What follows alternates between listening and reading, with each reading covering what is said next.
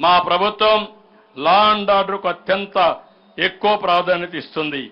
ఈ విషయంలో zero tolerance అని స్పష్టం చేస్తున్నాను. ఉమ్మడి రాష్ట్రంలో మత ఘర్షణలు, రౌడీయిజం, ఫ్యాక్షనిజం, నక్సలిజాన్ని నిర్మూలించిన చరిత్ర తెలుగుదేశం ప్రభుత్వానికి ఉంది. నేడు మళ్లీ లా అండ్ ఆర్డర్ని అత్యంత కట్టుదిట్టంగా అమలు చేస్తాం. రాష్ట్రంలో పెట్టుబడులు రావాలంటే శాంతి భద్రతలు ఉండాలి.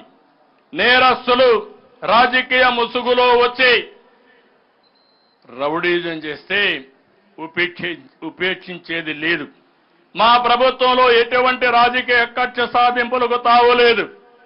కానీ తప్పు చేసిన వారిని ఎట్టి పరిస్థితుల్లో ఉపేక్షించే అవకాశమే లేదని ఈ వేదిక మీద నుంచి ప్రకటిస్తున్నా. అవినీతికి పాల్పడి ప్రజల ఆస్తులను దోచుకున్న వారి నుంచి